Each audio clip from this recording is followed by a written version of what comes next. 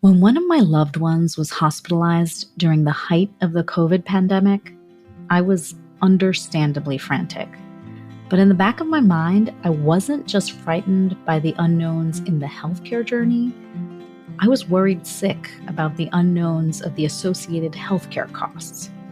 I tried not to think about it because, like anyone else, when our loved ones are sick, we'll do anything to make sure they come out healthier and safely on the other side. But for most Americans, the very real concerns about medical debt are also totally overwhelming. And even with health insurance, we might feel bogged down by our own and our family's healthcare expenses. On average, every American spends over $11,000 on healthcare each year. And often, we might feel like there's nowhere to turn for help when we're faced with these bills, especially when we're in the middle of a health scare. I know many of us wonder, how do we navigate through our confusing healthcare system and even more confusing billing system? I'm Dr. Neha Pathak, and you're listening to Health Discovered, a podcast by WebMD.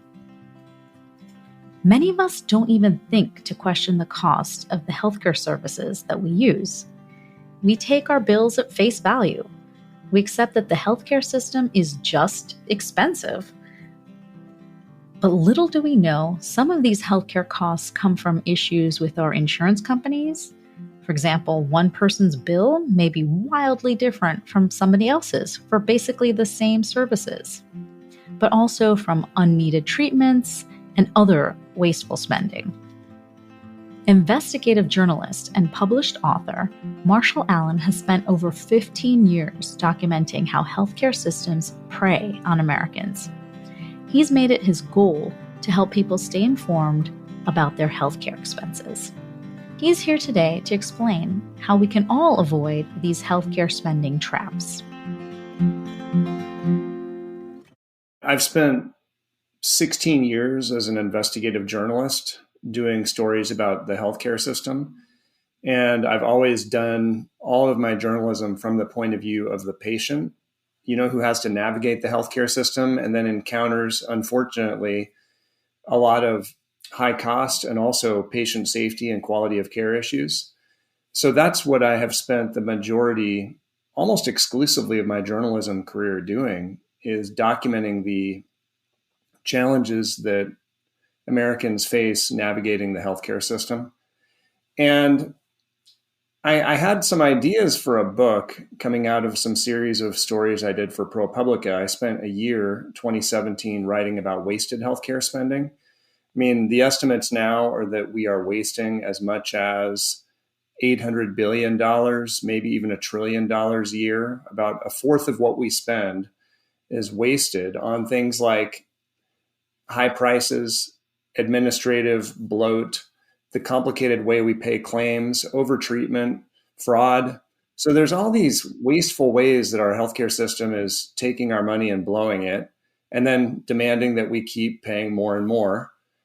And then I dug into the health insurance industry for several years before the pandemic hit and really learned from the insiders, the people who are the actuaries, the claims processors, the customer service reps, the executives, the ins and outs of our insurance industry, and especially how it's perilous for working Americans in particular. About 160 million Americans get their health benefits from their employer, and they are the ones who are paying the most, and they're the ones who are really left hanging out to dry. The Medicare and the Medicaid system at least cover more of the bills for the patients, but it's those working Americans on the employer-sponsored health plans who need the most help. And along this time, too, the Urban Institute put out a study that said that about 1 in 6, and it's even been found to be as much as 1 in 5 Americans has medical debt in collections. And so our high cost of care, again, we pay about twice as much per person on healthcare in the United States compared to other developed countries. Our high cost of care is unjustified because of all this waste in the system. And it's causing an incredible amount of harm to working Americans in particular. And so through doing these stories, I've done hundreds of stories of patients where I've gotten their medical records, I've had them waive their HIPAA privacy rights, I've called their insurance company, I've called their doctors, I've had outside experts look at the records and the bills to make sure I'm understanding them correctly and doing a fair story. And through doing that, I learned a lot about what patients could actually do to stand up for themselves and to fight back and win. And by win, I mean get the healthcare you need at a much lower price, at a fair price. And not everybody's getting ripped off, but a lot of people are. And so that led to the book. And the book now has had tons of success stories. And it's fun because I've proven the concept that patients can get engaged. They can save hundreds or even thousands of dollars per healthcare encounter when they check their bills, when they overcome the denials by insurance companies and all the other problems they're running into. And that led to me launching Allen Health Academy, which is now a health literacy company that I founded to keep promoting this movement of financial wellness for patients.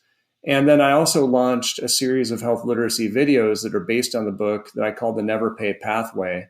And my big vision there is those are available to individuals. And then the big goal is to get those to become a part of employer-sponsored health plans so that everybody who's got their benefits through their employer can get this base level of understanding of what they can do to avoid the pitfalls, the financial pitfalls of our healthcare system. So it's been a really fun journey for me and really exciting because I get to enjoy seeing people take this new information, get engaged with it, get empowered, and fight back and win. That's really great. I mean, there's so much great information. So I would love to unpack a little bit and just what are some of your key takeaways, some of the success stories, some of the people that have come back to you? What are some of the key things that they found most helpful? Well, that's a great question. They range from really simple cases to more complicated cases. A lot of times people think that it's really hard to fight back and win and that it's something that it's impossible to do. But actually, if you know some basic information up front, you can avoid the battle altogether. And I'll give you an example. I got referred, a patient named Jeff got referred to me because he had a lot of back pain and he was told that he should get a spinal fusion surgery. And as you know, and as I know, and as the research shows, a lot of spinal fusion surgeries and back surgeries do not actually help the patient. Many times it does, but you want to make sure that you actually need that surgery before you undergo it. And you want to make sure that you've tried other less invasive means of solving your problem before you jump to surgery. Well, I have got a lot of experience backgrounding doctors. And so I helped Jeff he wanted to go see some surgeons. So I found some surgeons that looked like they were quality surgeons, and I gave him some questions to ask. The first surgeon he went to told him, Jeff, if you don't get this operation immediately, you are at risk of being paralyzed. And he wanted to book the surgery as soon as he could. Jeff went to another surgeon. That surgeon wasn't quite as dire, but he also recommended surgery. Jeff took a minute, thought about it. And the question I always tell people to ask in these situations is, what happens if we wait? Well, in this case, both these surgeons were recommending surgery. So they might have said, you have to do it. But Jeff decided to take a step back. He went to physical therapy. He went to 6 physical therapy appointments and learned some exercises. He changed his diet and he stopped. Jeff has a 3rd-degree black belt in Taekwondo. And so he's in his 50s. And he changed his Taekwondo training regimen. So he was training more like a guy in his middle ages instead of a guy in his 20s.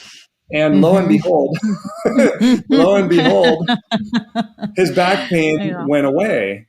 Yeah. And he realized that he didn't need an operation after all. What he needed to do was change some things in his lifestyle and do some different exercises and stretches.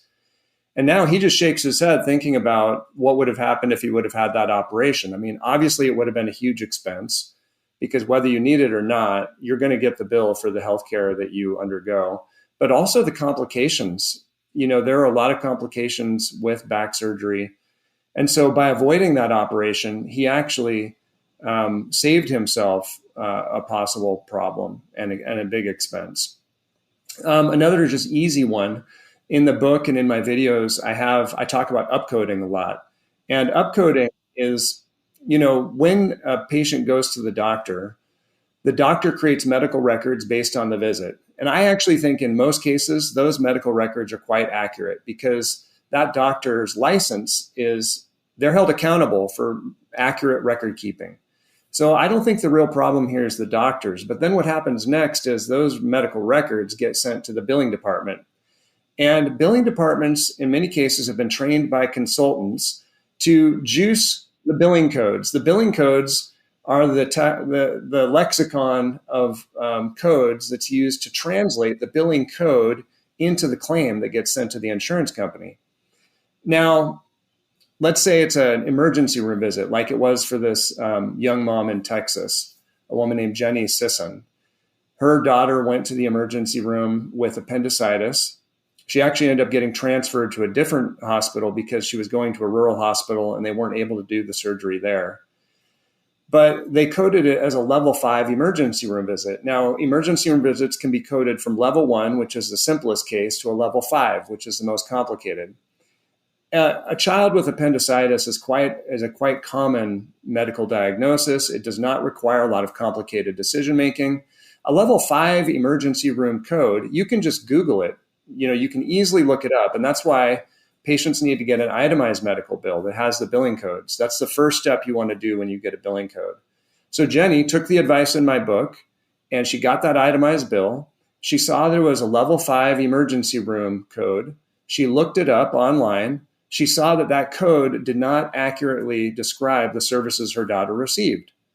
So she called the hospital billing department and she said, "Hey, I'm looking at my bill. This doesn't look like it was a life-threatening case with extremely complicated medical decision-making. I'm not sure this level 5 emergency room bill or code is the right code to use." And in that instant, on the phone, the hospital waived her cost-sharing portion of that bill, which was $465. So by making one phone call, she saved $465. Now, the hospital still got that money from her insurance plan. So what really needs to happen is insurance plans need to be watching these things. And unfortunately, a lot of times, the insurance companies are not paying close attention to these codes. So the patient has to check them. Now, Jenny, I love this story because she took it a step further. Her daughter went to another hospital where she had her appendix removed, and Jenny applied for financial assistance at the hospital. Again, many patients don't realize how financial assistance plans work at hospitals, but nonprofit hospitals are required by the IRS to provide financial assistance to patients. So Jenny applied for financial assistance. She was approved for financial assistance and saved about $4,200 more because she applied for financial assistance. It only required her filling out a one-page document and providing some proof of their family's income. So with those two quite simple steps, making a phone call and applying for financial assistance, obviously you have to know to take those steps, right? That's why I'm on such a campaign now to boost the health literacy for working Americans, because she saved about $4,800 just with those two steps. So I've talked about a couple easy ones, right? But some of these are painstaking and laborious. And frankly, people who have money would not consider this worth their time, because for wealthier people, their time is more valuable than their money, and they just pay these bills, even if the prices are overpriced. But a lot of families don't have that much money. In fact, many American families, if they get hit with a $500 medical bill, they're not able to pay it. That's according to a recent Kaiser Family Foundation survey. I think it was 4 in 10 respondents to the survey could not pay a $500 bill, would have to put it on a credit card. So we now have about 100 million Americans with medical debt, according to that same survey. And so lots of families do need to take the time. It's valuable. It's worth the time for them to do this. So this is a great story of a woman named Leslie Donovan, lives in Northern California. She went to Sutter Health for some ultrasounds, and she got the bill and it seemed kind of high to her. And she was very displeased. She called the billing department. She followed the steps in my book and in my videos. She got the itemized bill. She looked up the billing codes, she priced it. And again, now you can go online and you can look up prices. You can look at hospital websites, and you can look at a website like fairhealthconsumer.org, which shows you the average amount insurance companies are paying for those services in your area. So she could see she was being overcharged. Now, I have a whole chapter in my book, and I have a whole video on how to sue in small claims court if you're being overcharged. So Leslie took my advice, filed a case in small claims court there in Northern California. She quickly got a call from the hospital attorney. Leslie was willing to pay the fair price for the ultrasounds, but in this case, just to make the case go away, they waived the whole bill. She paid nothing. So it ended up being like a $1,300 bill that got waived and reduced to nothing because she took that step and filed in small claims court. This is so interesting. So I'm a primary care doctor, and I am lifestyle medicine and internal medicine, and I've always worked in the VA. So very different set of incentives, very different, and just looking back, reflecting back, we don't really learn about this in medical school. Right. I have absolutely no idea how much anything costs. And it's actually, when I was not in the VA, it was kind of better for me to be let me have you talk to a social worker, because different insurances, the price for the same medicine could be completely different. Right. The price for a procedure could be different. Who I could refer you to could be completely different. So it's very difficult for doctors and healthcare providers to even keep up with this. And I think a lot of people may not recognize that there's probably a step there too when you ask your doctor about how much is this going to cost, where they may not know the right answer, but to have them refer you to someone within that practice who can help you figure that out before the procedure. Yeah, it is ideal to do it before, but the system has not been set up in a consumer-friendly way when it comes to the pricing. And this is changing because now we're at a level of cost where the consumers are being oppressed and afflicted by these healthcare prices. And so you're seeing more and more where patients are asking for the cash price up front, or they're asking, how much is this going to cost me, before they undergo the care. And thankfully, there are some important policy decisions that have come in the last couple of years that are really helping with this. And one of them is the Hospital Price Transparency Final Rule, which requires hospitals now to post their prices. They're required to post their cash prices, their Medicare prices, and their discounted negotiated prices with all the insurance plans on their website. Now, it's not in the most consumer-friendly format because it's just a machine loadable, down readable file, right? So if you don't know how to use that, now often it's an Excel file that I can open, and many people can open an Excel file, but you are seeing different organizations like Health Cost Labs or Turquoise Health that are now downloading all this information and providing it in a user-friendly way so that people can look this information up. And another really important rule that came out, and again, I'm not remembering the exact name of it, but now health insurers are also required to post all of their prices. And so that's not just for hospital services, that's for outpatient services, lab services, imaging, all different types of care in all different locations. Now hospitals have been required to release that. So that's a much bigger source of data, which is much more complicated. But we have these tech startups now, these third-party vendors that are downloading all this data, they're processing it, and you're going to see more and more consumer-friendly price searching tools available in the coming months and years. That's really great to know. I'm just, again, kind of reflecting back. So I came to the US from the UK, where we had the National Health Service. So came here fully vaccinated, I promise, got all my preventive services done. And as a child. And then when we came here, we were uninsured for pretty much the majority of my young life. And that meant we just did not use healthcare unless it was an emergency situation. Right. So this, what you're talking about relates not just to whether or not you have health insurance, but to also whether or not you feel comfortable accessing healthcare if you don't have health insurance. Definitely. And you see more and more people who either can't afford health insurance through a traditional health insurance plan, or they're going with something like a health sharing plan, which is not insurance, but it's a different model of sharing people's healthcare bills. Or maybe they're on an insurance plan, but they have a deductible that's so high that they're functionally uninsured. If you have a family that makes, say the median income is around $60,000 a year, and their deductible is $2,500, $3,000, $5,000, that's functionally like being uninsured, because a family of four making $60,000 a year is going to have a really hard time spending thousands of dollars a year on out-of-pocket costs for healthcare. And so you have a lot of situations now where people are almost having to hack the healthcare system, or they're just frankly going without the care they need. And we're seeing the bad health effects of that. Yeah. How does COVID, from what you're writing about or seeing, the COVID pandemic one, inflation in general, and then the great resignation where people felt at least empowered to sort of get up and leave their positions, affected sort of the health insurance industry? Because you're kind of effectively leaving your health insurance behind too. Yeah. So I don't know if it's COVID or inflation or both, but the early reports about the insurance premium increases coming for next year are pretty dire.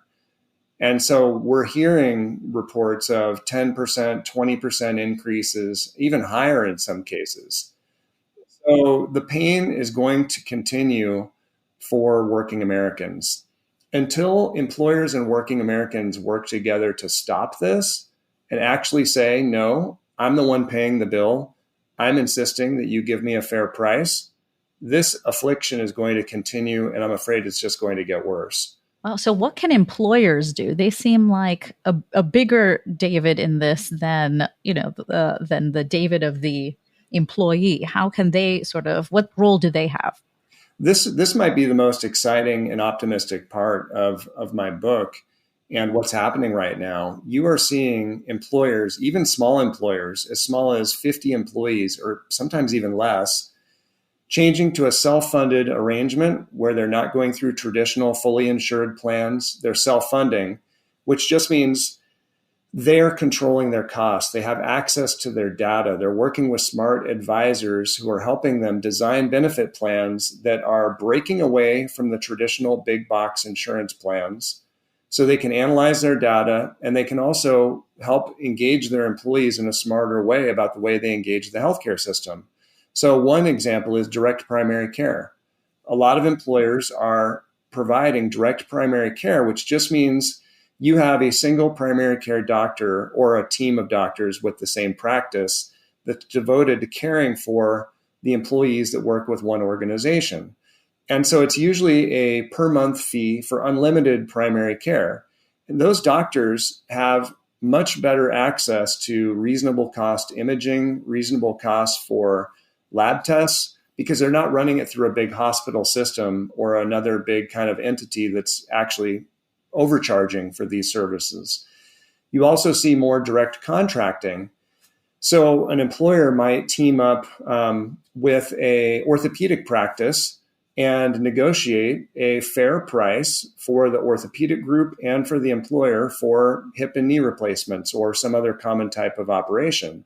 That can save employers. You might be able to direct contract for $20,000 or $30,000 per operation. Whereas if you just let the employee go anywhere else without that direct contract, I've seen bills for knee replacements that are over $100,000. So you can save an enormous amount of money by direct contracting, and you can still direct your employees to an extremely high quality surgeon to provide that care.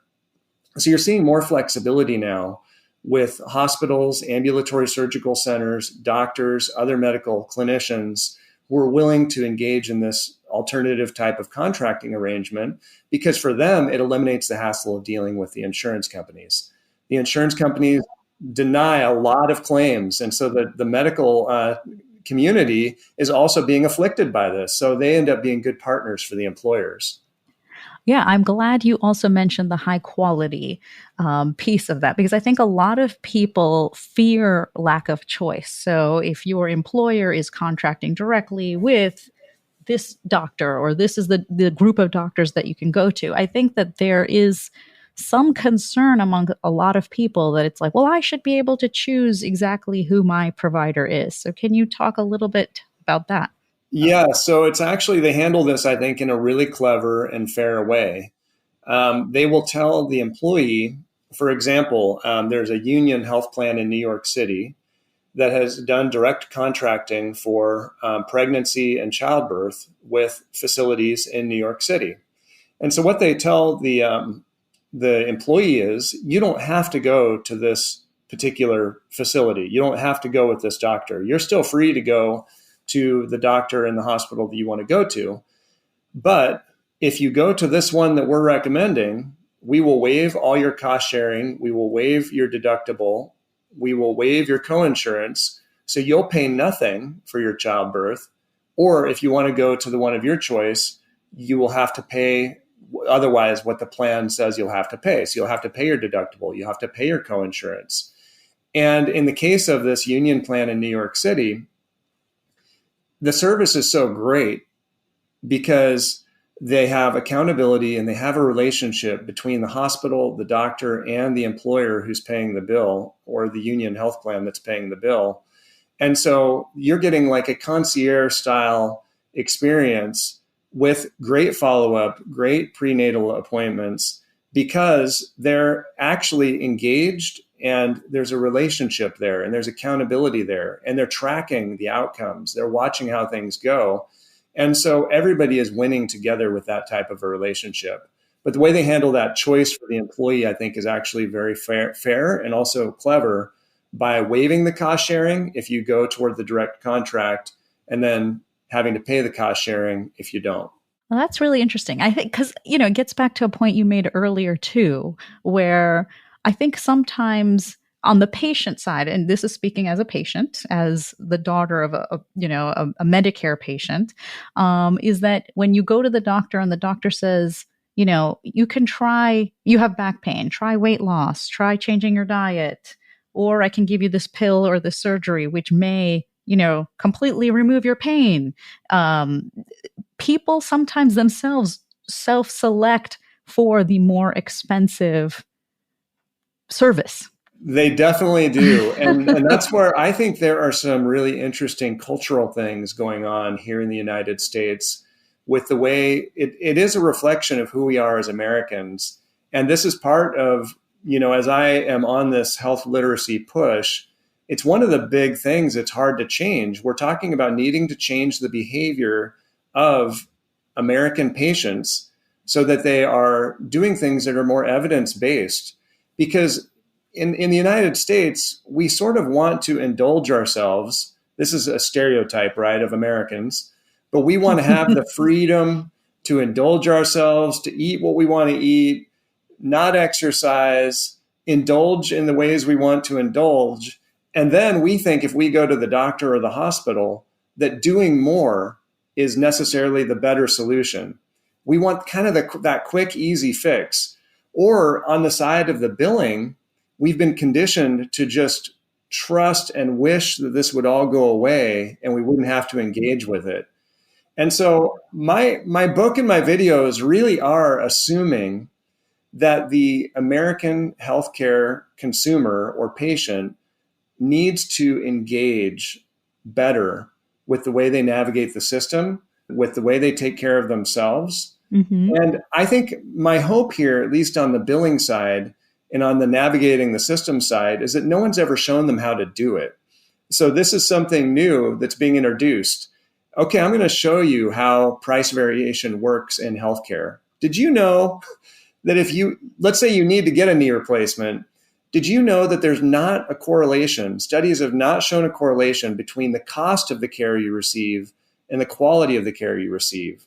So in other words, if you go to a community hospital and get your knee replaced for $25,000, that's likely to be just as good as if you went to the big marquee academic medical center with the big brand name and paid $80,000.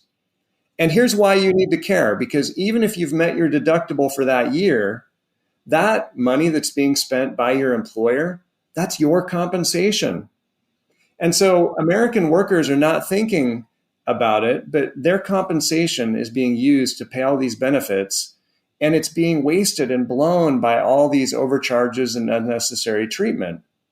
If they knew that it was their compensation, and that's the reason why their wages are being stagnated and they're not getting good raises the next year, I think they would become more engaged. And that's what we're seeing so far as we educate people and as we show people how the system works. So this is still in the very early phases. This idea is still a radical idea, but you're right. I mean, people need to change their behavior, and people need to take responsibility. And in many cases, they can. I know in many cases they can't, but in many cases they can.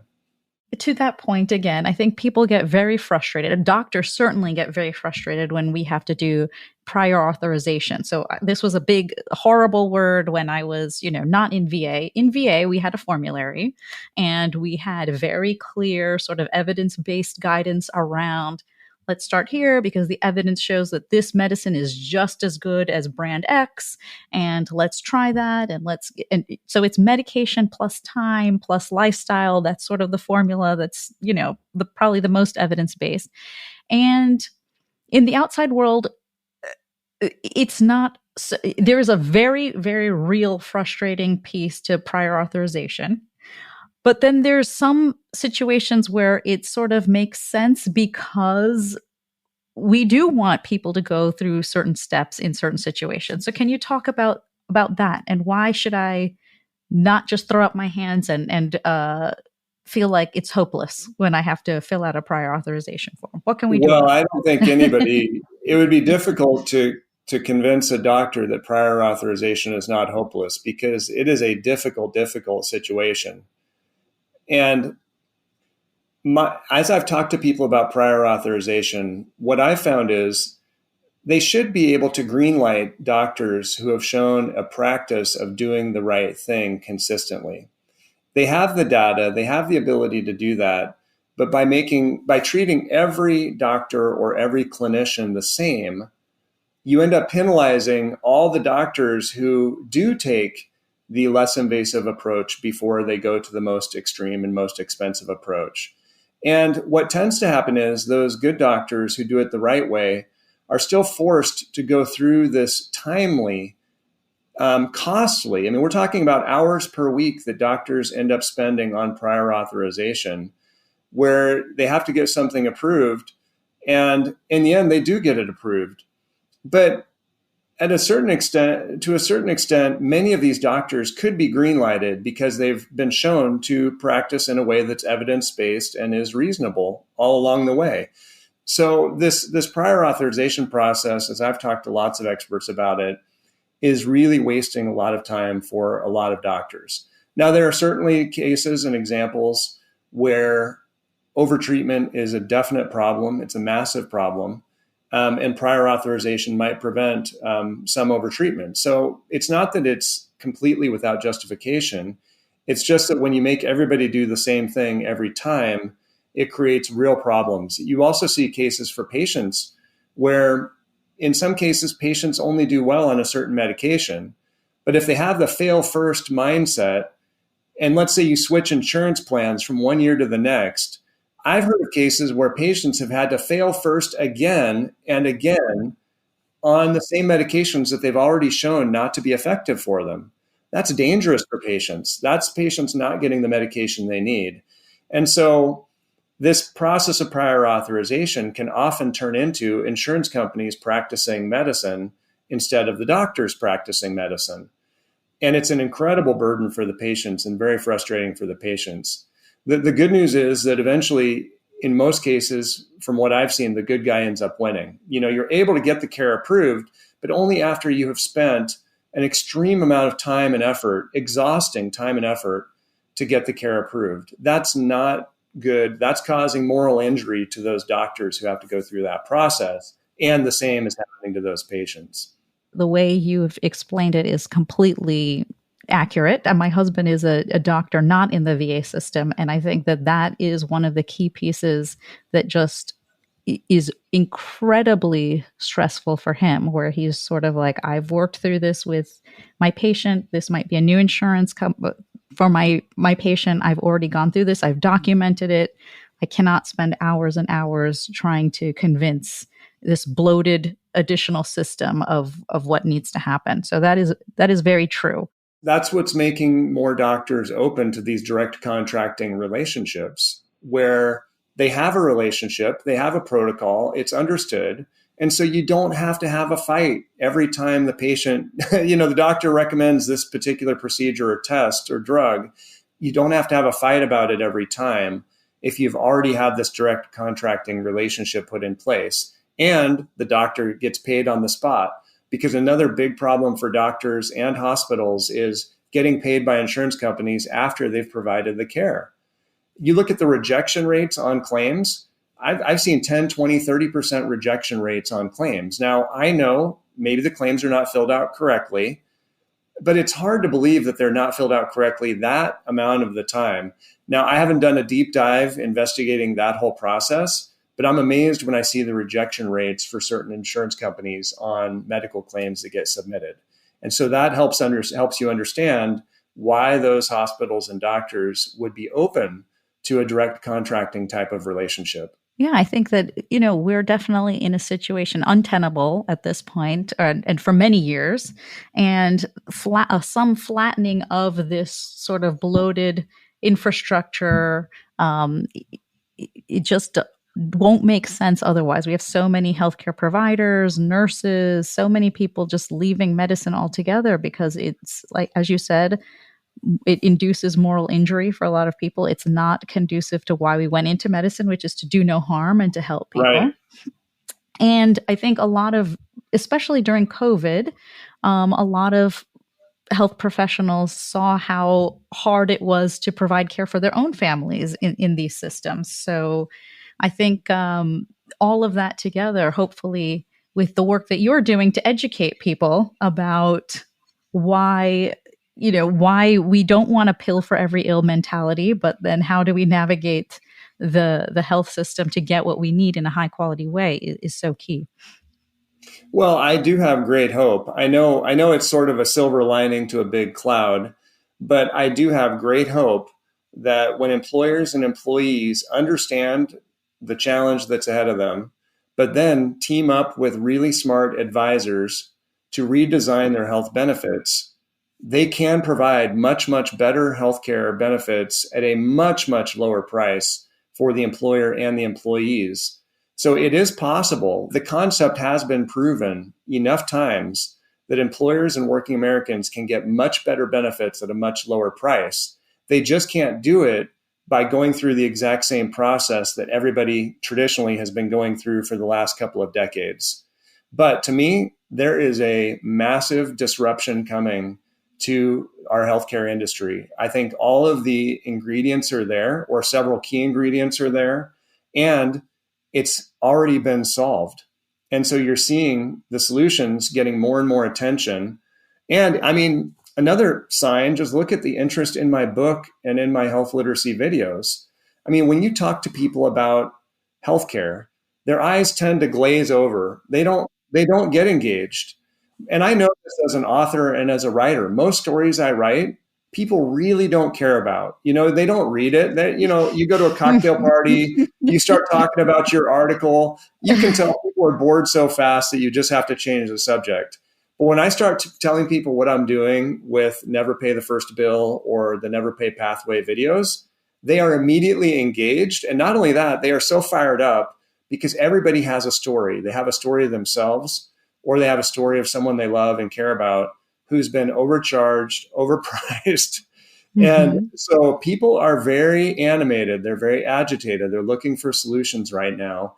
And I think that does bring a lot of hope for change. That's great. And it's so exciting to talk to you about the role you're playing in that change. So appreciate the work you're doing. Anything you wish I had asked that I didn't ask? Well, just that if people want information about the videos, they can go to allenhealthacademy.com. And of course, the book is available wherever books are sold. It's Never Pay the First Bill. And also, people can reach out to me. My website is marshallallen.com. And I invite people, if you're having a billing problem or if you're having a hassle with your insurance company, I love to help people. I don't charge anything for it. Reach out to me and I will point you in the right direction. I'll do whatever I can to help you navigate it because it can feel really helpless and people just don't quite know where to start. And so people are always free to reach out to me. Oh, one other thing I want to point out, my newsletter. I have a free newsletter. Sorry. It's at Yeah. marshallallen.substack.com. And in that newsletter, I also send out what I call victory stories, which are examples of individuals, kind of David beating Goliath, right? Just a regular patient who learns the way to navigate the system and save a lot of money on the healthcare that they need or received. So I encourage people, please also sign up for the newsletter. That's great. Thank you. That's very actionable, which as a doctor, I love actionable health information and health literacy. So this is great. Thank you so much for your time. Really appreciate it. This has been a pleasure for me. Thank you. I really enjoyed the conversation. If you want to learn more about Marshall Allen and his advice to stay savvy with healthcare expenses, visit marshallallen.com. Thanks for joining us for another episode of Health Discovered, a podcast by WebMD. I'm Dr. Neha Pathak, Chief Physician Editor of Health and Lifestyle Medicine, and I want everyone to have the knowledge to navigate our healthcare system's costs.